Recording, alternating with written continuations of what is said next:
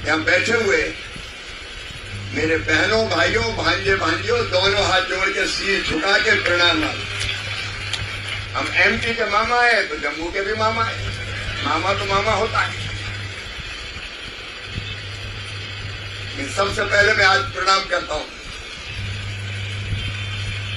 अपने देश के वीर जवानों को जो ही सीमा पर तैनात है। सीमा पर डटा हुआ जवान। मोदी जी ने कह दिया कि हम किसी को छेड़ते नहीं है, लेकिन कोई अगर हमें छेड़ता है तो उसे हम छोड़ते नहीं। पिछले दिनों देखा सारी दुनिया ने, भारत ने पहले पाक पे हमला नहीं किया, हमने नागरिकों पे हमला नहीं किया,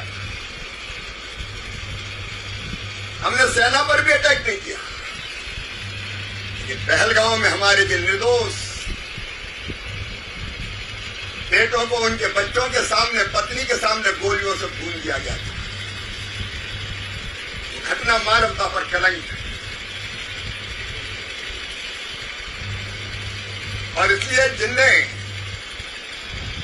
हमारी बेटियों की मांग का सिंदूर पहुंचा, उनके आतंक के अड्डे तबाह कर दिए, हमने बर्बाद कर दिया।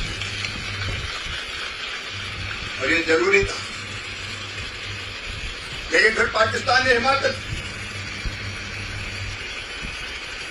ड्रोन छोड़े, मिसाइल छोड़ी, तो भूल गए कि आज का भारत है। पाकिस्तान के कई ड्रोन मिसाइल हवा में मार के गिरा दिए गए और 3 दिन में पाकिस्तान घुटनों पे आ गया। लेकिन डॉक्टर साहब कह रहे थे अभी भी ऑपरेशन सिंदूर खत्म नहीं हुआ है।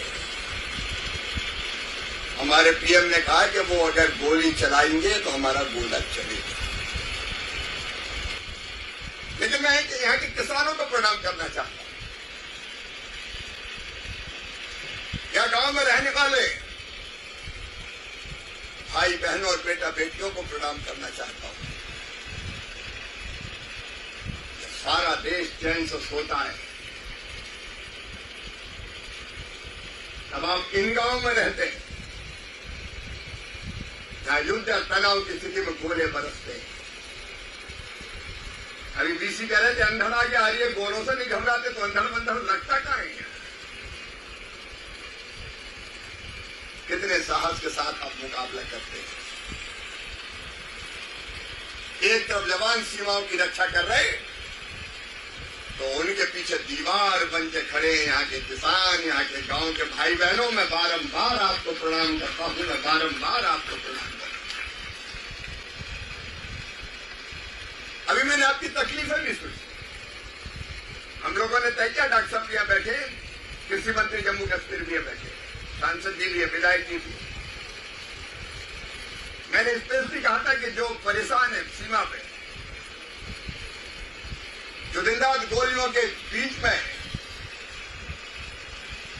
अपनी जिंदगी बसाते हैं लेकिन वहां से हटते नहीं है, भारत माता के सच्चे सपूत, उनसे भी बात करेंगे।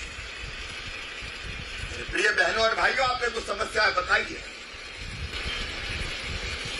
आपने बताया कि नुकसान हुआ है।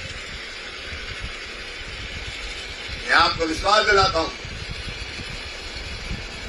कि इस नुकसान की भरपाई में दोनों सरकार मिलकर कोई कसर नहीं छोड़ेगी। सारा देश आपके साथ खड़ा है, सरकार आपके साथ खड़ी है। जो बनकर बन रहे हैं उनको सुरक्षा बढ़ी है। जैसा सांसद जी बता रहे थे,